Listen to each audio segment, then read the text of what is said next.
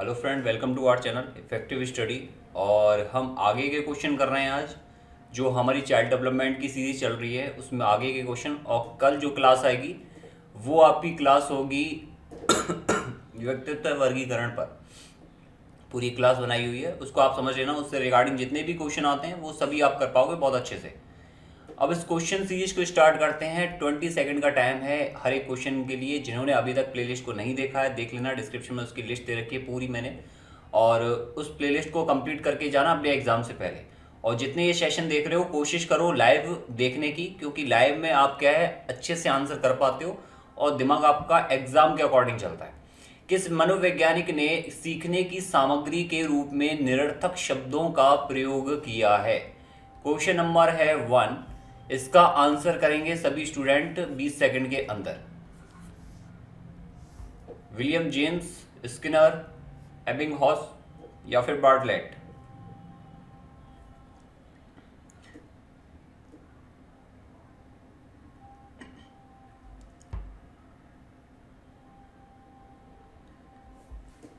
किस मनोवैज्ञानिक ने सीखने की सामग्री के रूप में निरर्थक शब्दों का प्रयोग किया है? इसका राइट आंसर है एबिंगहॉस, ऑप्शन सी। इसके बाद है नेक्स्ट क्वेश्चन नंबर 2। सीखने के नियम दिए हैं, किसने दिए हैं? पावलोव, थॉर्नडाइक, स्किनर या फिर कोहलर? सीधे तौर पर एग्जाम में पूछा जाता है, कहीं भी कोई भी गुंजाइश नहीं होती इन क्वेश्चन में थोड़ी बहुत छेड़छाड़ की। थॉर्नडाइक, पावलोव, स्किनर या कोहलर, क्या होगा इसका क्वेश्चन का आंसर? इनमें ज़्यादा कुछ समझने का नहीं है, सीधे तौर पर याद करने का है। तो आता है तो ओके, नहीं आता है तो नहीं होगा। क्या होगा इसका आंसर? थॉर्नडाइक होगा, ऑप्शन नंबर बी। तो जितने स्टूडेंट देख रहे हैं सभी आंसर करने की कोशिश करेंगे। सीखना है ये किस प्रकार का एक तरह का इफेक्ट है? व्यवहार में परिवर्तन, अनुभव या अभ्यास का परिणाम, व्यवहार में अपेक्षाकृत स्थायी परिवर्तन या फिर सभी? ध्यान से पढ़ लेना सभी ऑप्शंस को, उसके अकॉर्डिंग आंसर करना कि सीखना क्या होता है, सीखने से क्या इफेक्ट पड़ता है, सीखने से आपको अनुभव मिलता है, अभ्यास, ये सभी क्या है ये शामिल होते हैं या नहीं, आपका व्यवहार में परिवर्तन आता है या नहीं, ये सारी चीज़ें इनमें से कौन सा सही होगा वो ऑप्शन देखो। तो देखो, सीखना एक ऐसी प्रक्रिया है जिसमें आप अगर कुछ चीज़ सीख रहे हो तो डेफिनेटली वो आपके बिहेव में इफेक्ट डालेगा। आपने कुछ क्या सीखा, माने कि आपने दूसरों का आचरण करना सीखा, अच्छे से व्यवहार करना सीखा, आपको पता लगा कि अच्छे से बात करते हैं तो चीज़ें जल्दी से अच्छे से हो जाती हैं, अगर थोड़ा सा उग्र हो जाते हैं तो चीज़ें बिगड़ जाती हैं। तो ये आपने सीखा, उससे आपके व्यवहार में चेंज आया, आप सरलता से बात करना सीखे। अनुभव और अभ्यास सारी चीज़ शामिल हो जाएंगी और स्थायी परिवर्तन भी आता है। तो उपरोक्त सभी क्या होगा, इसका राइट आंसर होगा। और सभी बच्चे, बहुत सारे बच्चे इस क्वेश्चन का आंसर सही भी करते हैं। क्वेश्चन नंबर है 4। अभिप्रेरणा का वर्गीकरण होता है स्वाभाविक और कृत्रिम, जन्मजात, अर्जित, कम महत्वपूर्ण और अधिक महत्वपूर्ण, अभिप्रेरणा या प्रलोभन? प्रलोभन का मतलब तो आप सभी को पता है ना, कि प्रलोभन मतलब कि लालच टाइप देते हैं तो उसको हम बोलते हैं प्रलोभन। अभिप्रेरणा का वर्गीकरण किस प्रकार से होता है? तो यहाँ पर देखो दो वर्ड हैं, एक है जो नॉर्मल रूप से होता है और एक अलग तरीके से मतलब कि कृत्रिम रूप से। तो यहाँ पर जन्मजात और अर्जित वर्ड जो वर्ड दे रखा है, अर्जित की जगह पर सबसे अच्छा जो वर्ड होगा ना वो होगा कृत्रिम, यानी कि बाह्य, और स्वाभाविक मतलब आंतरिक। तो आंतरिक और बाह्य दोनों प्रकार से क्या है इसका वर्गीकरण किया गया अभिप्रेरणा का। जन्मजात और अर्जित नहीं होता है। जन्मजात ऐसा नहीं कि जन्म से ही आ जाएगा, नहीं ऐसा नहीं होता है। ये एक तो खुद से इच्छा होती है और एक बाहर से जो इम्पोज की जाती है उसकी वजह से। कम महत्वपूर्ण, अधिक महत्वपूर्ण नहीं। अभिप्रेरणा और प्रलोभन ये कोई भी प्रकार नहीं है, सिर्फ इनसाइड और आउटसाइड को देखोगे, इनसाइड स्वाभाविक है, आउटसाइड कृत्रिम है। इसके बाद है क्वेश्चन नंबर 5। सीखने की प्रक्रिया में सीखने का स्थानांतरण हो सकता है। सीखने की प्रक्रिया में सीखने का स्थानांतरण हो सकता है। कैसा हो सकता है? आपने कुछ सीखा, सीखने को ट्रांसफर कर दिया। सीखने का मतलब, ट्रांसफर का मतलब आपने कुछ सीखा है, इस प्रक्रिया में जो आप सीख रहे हो ना, आदान प्रदान हो रहा है, उस चीज़ में कैसा इफेक्ट मिल सकता है देखने को। वो इफेक्ट कैसा भी हो सकता है, नकारात्मक हो सकता है, सकारात्मक हो सकता है, या फिर जो है स्थानांतरण कैसा हो सकता है, वो किसी भी वे में हो सकता है। आपने हो सकता है कि कुछ गेन किया हो, वो नेगेटिव भी हो, पॉजिटिव भी हो सकता है। आपने जो गेन किया उससे आपको कोई फर्क ना पड़े, तो वो जीरो भी हो सकता है। तो सारे जो हैं इनमें पॉइंट हो सकते हैं। ठीक है।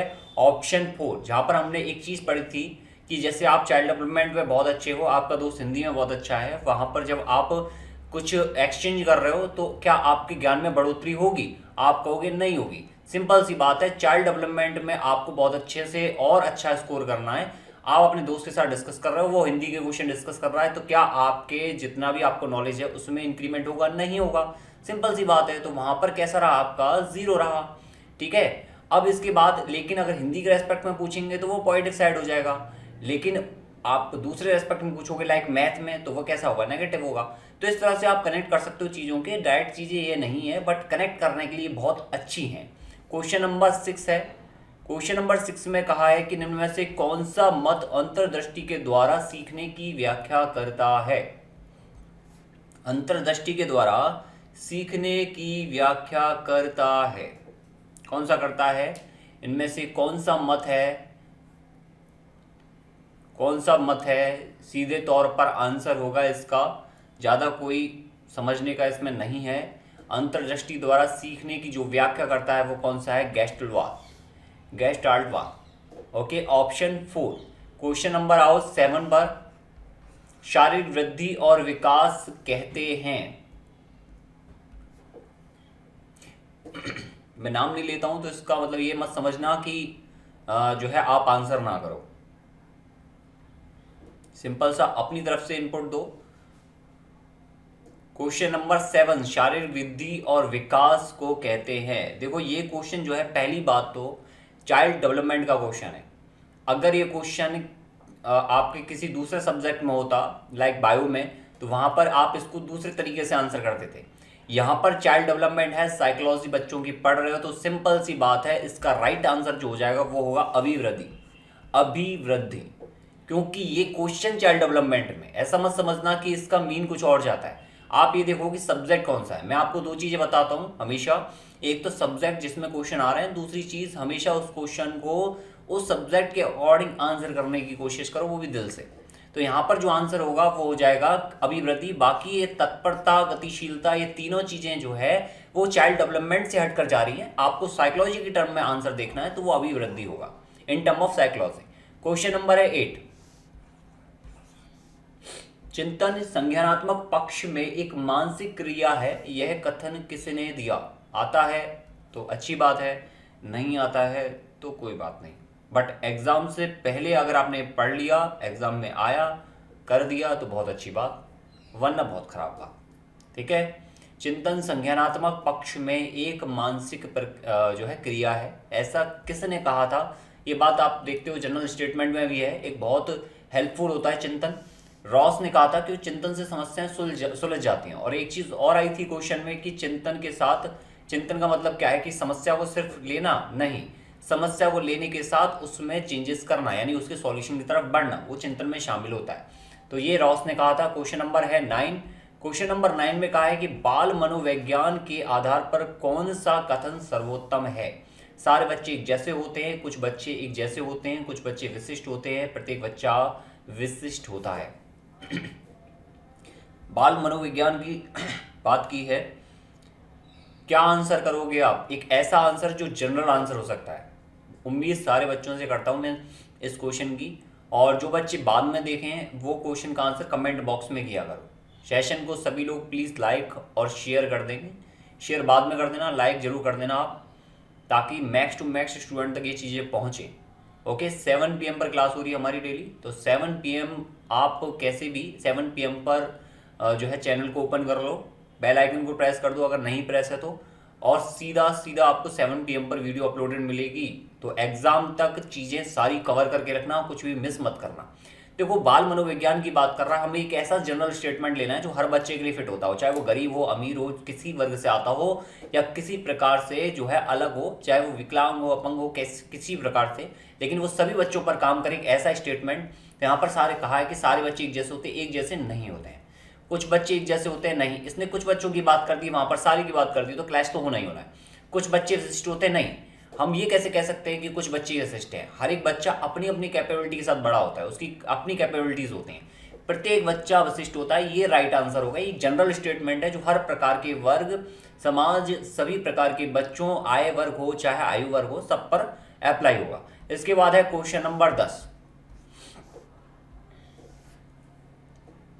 कौशल सीखने की पहली अवस्था, कौशल सीखने की पहली अवस्था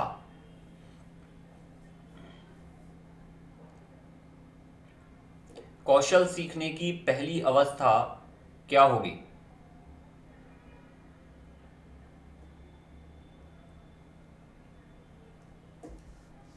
कौशल सीखने की पहली अवस्था क्या होगी? अनुकरण होगी।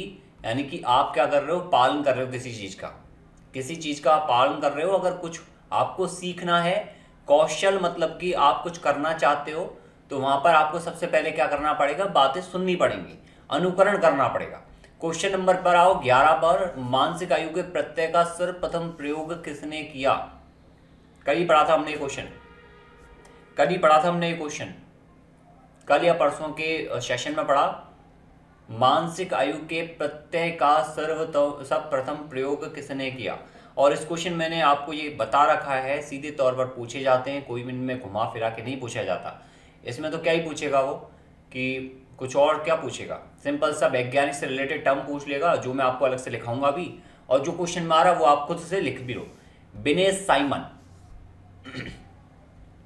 क्वेश्चन नंबर है 12वां। शैशवावस्था के लिए उत्तम शिक्षण विधि, शैशवावस्था के लिए उत्तम शिक्षण विधि कौन सी है? कल एक स्टूडेंट ने बोला परसों के सेशन में या कल के सेशन में कि शैशवावस्था में बुद्धि का विकास 90% होता है। बुद्धि का विकास तब ज़्यादा होता है, तब भी बताया था, अभी भी मैं इससे मेरे को याद आ गया एक चीज़, कि बुद्धि का विकास तब ज़्यादा होता है जब बच्चा खुद से करने का प्रयास करता है। वो करता है किशोरावस्था में, यानी खुद से करने की कोशिश में बौद्धिक विकास बहुत ज़्यादा स्पीड से होता है, यानी कि सबसे ज़्यादा विकास होता है उस कंडीशन में। जो खुद से करने की कोशिश होती है वो किशोरावस्था में स्टार्ट हो जाती है। तो ये शिक्षण विधि कौन सी हो सकती है? मॉन्टेसरी हो सकती है, किंडरगार्टन, खेल विधि। और सिंपल सी बात है, आपने एक नाम तो सुना होगा, किंडरगार्टन खेल। खेल वाला जो है हमने पहले या दूसरे सेशन में पढ़ा था, किंडरगार्टन खेल विधि। तो ये किंडरगार्टन खेल विधि दोनों एक दूसरे से कनेक्टेड है। तीनों जो हैं खेलने वाले स्कूल हैं, बहुत अच्छी खासी फीस होती है, और इनकी जो है ना इतनी फीस है कि बच्चा जो है अपना ग्रेजुएशन कर ले, इतनी फीस होती है इनकी। मॉन्टेसरी, किंडरगार्टन स्कूल्स आपने देखे होंगे, नाम सुने होंगे। तो वो खेल वेल के बच्चे हैं, मतलब स्कूल है, और स्टार्टिंग में बस खेलना सिखाते हैं बच्चों को, और फीस इतनी हाई रखते हैं कि उससे पूरा जो है 2-3 साल का सैलरी निकल जाता है उसी में। बाल मनोविज्ञान का केंद्र बिंदु है अच्छा शिक्षक, शिक्षण प्रक्रिया, बालक या विद्यालय।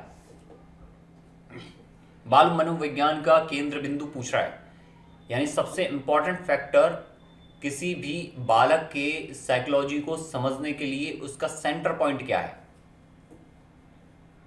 आप अपने आप को ब्लेम वो मत करना कि अच्छा शिक्षक होना जरूरी है। अच्छा शिक्षक तो अच्छी बात है, वो तो होना ही चाहिए, लेकिन उसके लिए सबसे पहले क्या चाहिए? बालक चाहिए ना।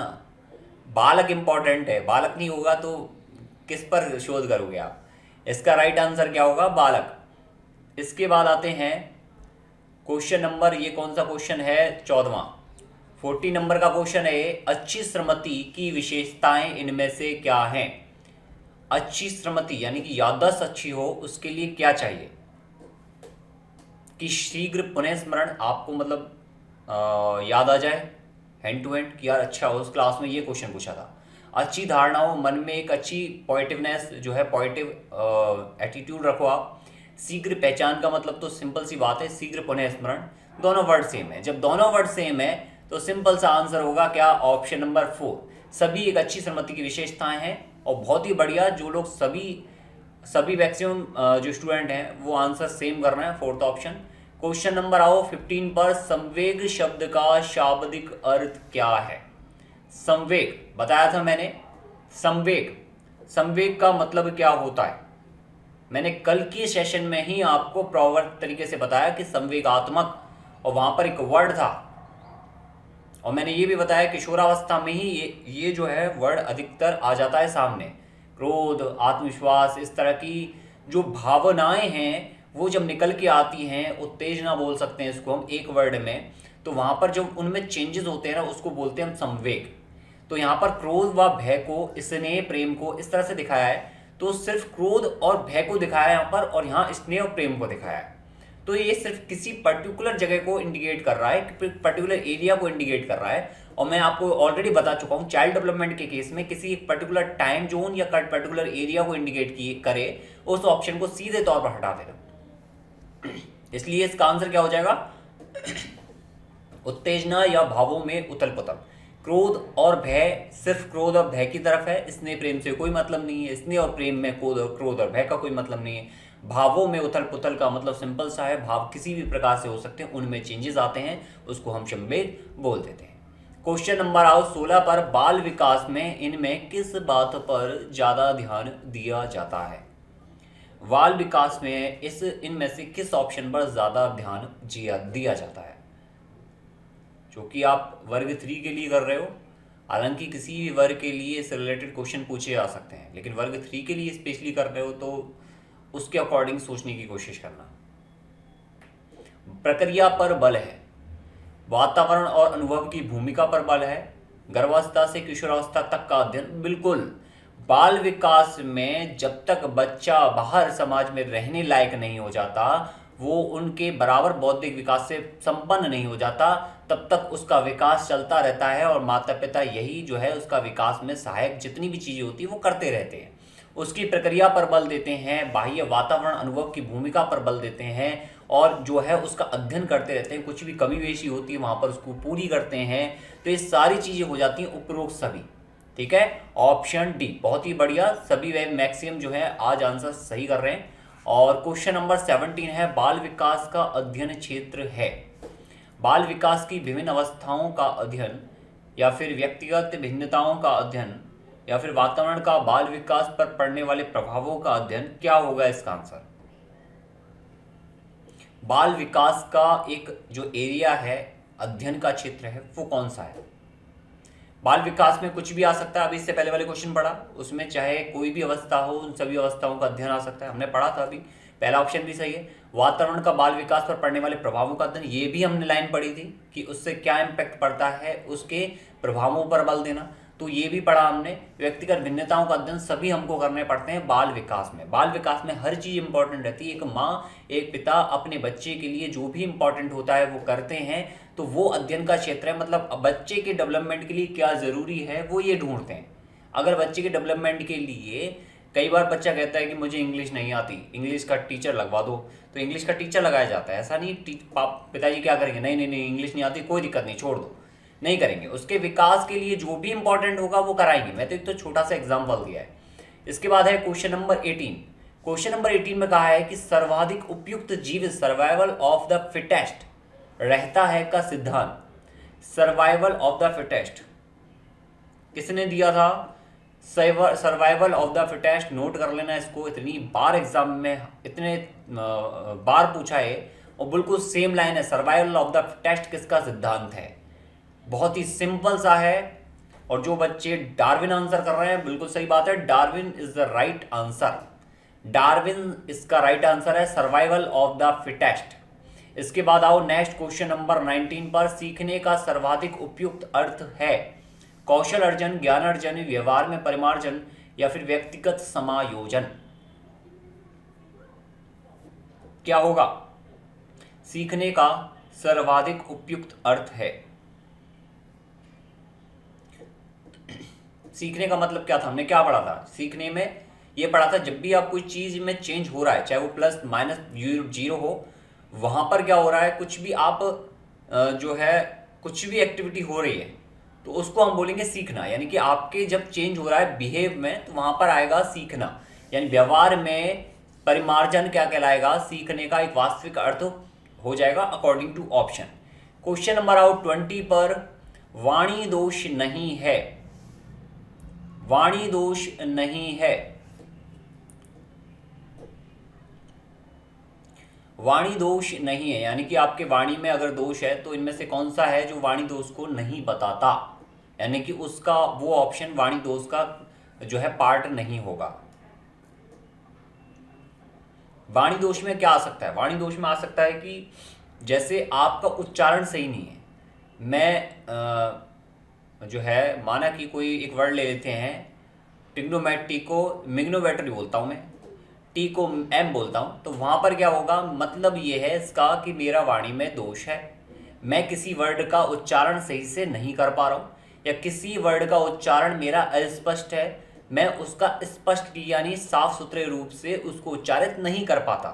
तो ये चीज़ क्या होगा, या फिर ध्वनि परिवर्तन। ध्वनि परिवर्तन से लाइक कि जैसे ध्वनि में चेंजेस आते हैं, वैसे आप इसको समझ लो, यहाँ से आप बहुत अच्छे से समझ पाओगे। अस्पष्ट उच्चारण यानी कि गलत उच्चारित कर रहे हो, ध्वनि में चेंजेस आ रहे हैं, सिंपल सी बात है। तो ये सब क्या होंगे, वाणी के दोष होंगे।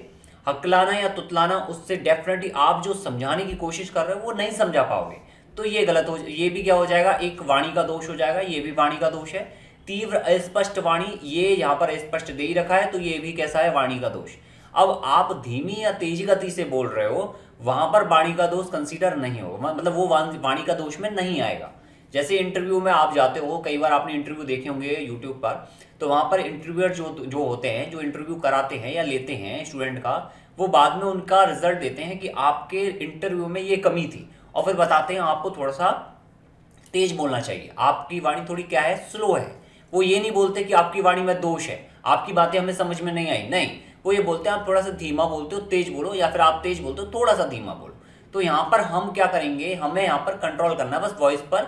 वाणी में दोष नहीं है, वाणी का दोष तो कभी भी जो है सुधारने की कोशिश करते हैं तो बहुत कम सुधरती है, लेकिन जो धीमी और तेज गति से बोलने वाला है वो उसको हम सुधार सकते हैं। बात समझ में आ गई?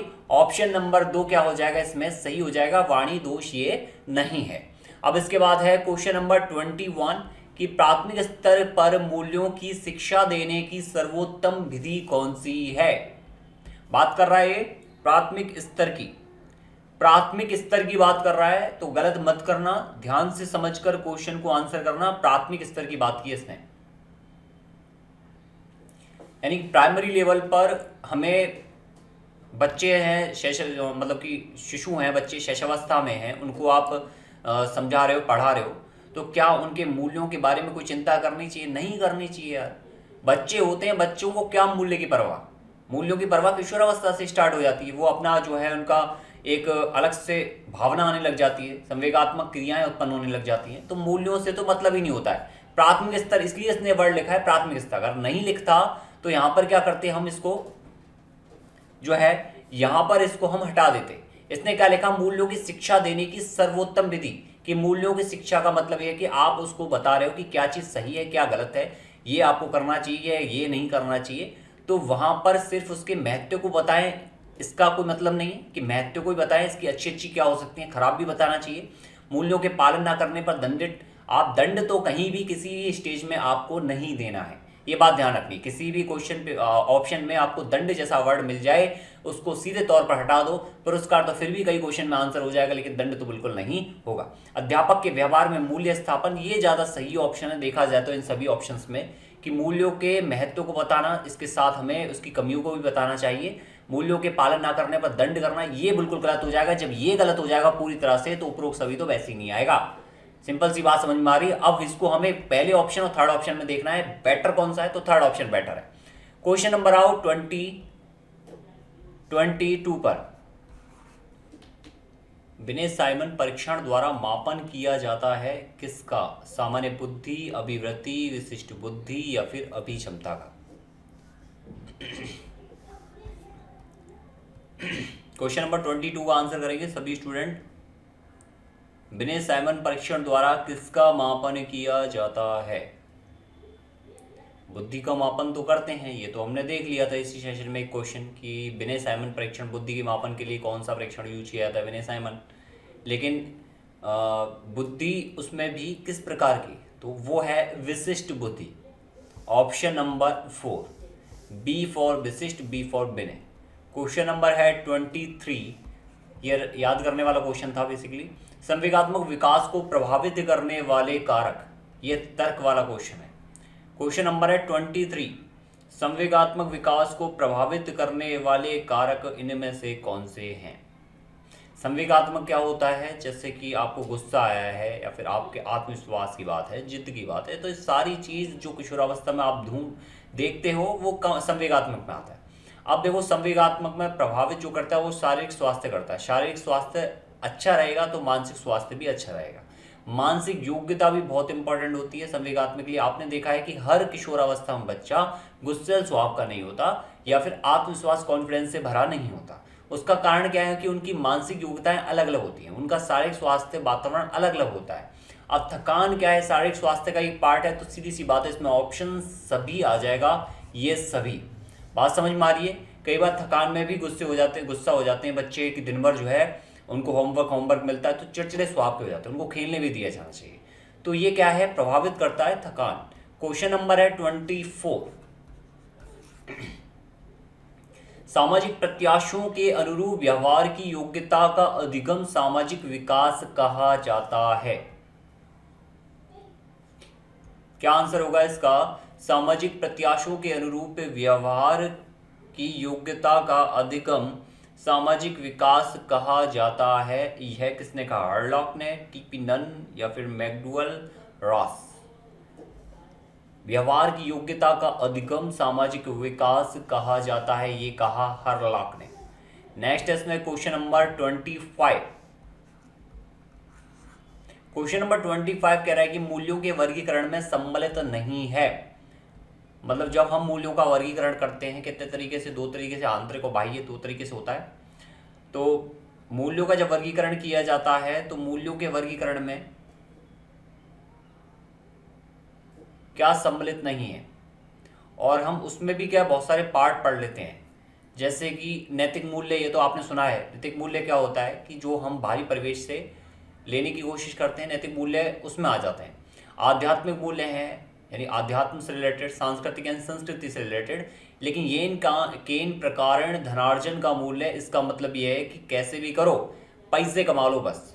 क्या ये मूल्यों में सिखाया जाता है कि आपके टीचर ये बोलता है कि आपको आगे जाके काम कुछ भी कर लो बस पैसा आना चाहिए, किसी का मर्डर करो, किसी का जो है किडनैप कर लो, ये सिखाया जाता है कि नहीं सिखाया जाता? सिंपल सी बात है, ये केन प्रकारण का मतलब है एनी हाउ, कुछ भी हो जाए पैसे से मतलब होना चाहिए, हमको पैसा आना चाहिए बस, ये नहीं सिखाया जाता है। तो ये मूल्यों में कभी भी शामिल नहीं किए जाते। मूल्यों में अच्छी चीजें शामिल की जाती हैं। ये सही आंसर हो जाएगा इसका। क्वेश्चन नंबर है 26। व्यक्तित्व के संगठन का स्वरूप। व्यक्तित्व के संगठन का स्वरूप है। व्यक्तित्व के संगठन का स्वरूप है कैसा होता है? मैंने आपको 2 ही चीज बता रखी हैं, आंतरिक और बाह्य। बस इसी के तौर पर देखो, व्यक्तित्व का संगठन तो 2 ही तरीके से हो सकता है, आंतरिक और बाह्य दोनों चीज मिल जाएंगी तो व्यक्तित्व का क्या हो जाएगा, पूरी तरह से संपन्न हो जाएगा, पूर्ण संपन्न। अब यहाँ पर आपको देखो सामाजिक मिला, बाह्य मिला, आर्थिक मिला, ये भी बाह्य है। सामाजिक बाह्य है, राजनीतिक बाह्य है, मनोवैज्ञानिक ये आंतरिक है, आध्यात्मिक कैसा है, ये बाह्य है। लेकिन कंप्लीटली नहीं है, सिंपल सा सिर्फ आध्यात्मिक बोला है। इसमें सामाजिक भी आ सकता है, बाह्य में आर्थिक भी आ सकता है, राजनीतिक भी आ सकता है, लेकिन यहाँ पर सिर्फ एक वर्ड को डिनोट कर दिया है। ऐसा नहीं होगा, हम ऐसा ढूंढेंगे जो कंप्लीट जो है रखेगा। अगर नहीं मिलता है तो इस ऑप्शन को करेक्ट कर देंगे, बाकी ये दोनों ऑप्शन तो नहीं होंगे, इतना हमें समझ लेना है। ये आंतरिक को दिखा रहा है मनोवैज्ञानिक, आध्यात्मिक बाह्य को दिखा रहा है, लेकिन इससे भी बढ़िया ऑप्शन यहाँ पर दे रखा है मनोवैज्ञानिक और शारीरिक। सिंपल सी बात है, ऑप्शन नंबर 4। इसके बाद आओ व्यक्तित्व के संगठन। बाकी मैं आपको प्रॉपर तरीके से समझाऊंगा, तो वहां पर आप देखोगे कि अलग अलग वैज्ञानिकों ने अलग अलग आधार पर बहुत सारी चीजें वर्गीकृत की हुई हैं। क्वेश्चन नंबर है 27। आत्म केंद्रित व्यक्ति होता है। आत्म केंद्रित वर्ड को ध्यान से पढ़ेंगे। आत्म केंद्रित, आत्मा अंदर होती है शरीर के, उसको केंद्रित यानी कि उसकी सुनने वाला कैसा हो जाएगा, आत्म केंद्रित। बहुत ही बढ़िया, आत्म केंद्रित। ऑप्शन 1 आंसर करने वाले सभी स्टूडेंट सही हैं। आत्म केंद्रित, अंतर्मुखी। आत्म केंद्रित, आत्मा से केंद्रित, अंदर होती आत्मा। उभयमुखी, सामाजिक निर्भर, बहिर्मुखी, तीनों बाह्य ऑप्शन है, केवल एक ही ऑप्शन है आंतरिक अंतर्मुखी। क्वेश्चन नंबर है 28। भाषा विकास का सिद्धांत इनमें से कौन सा नहीं है जिससे भाषा का विकास न होता हो? ऐसा कौन सा है इनमें से जिससे भाषा का विकास ना होता हो।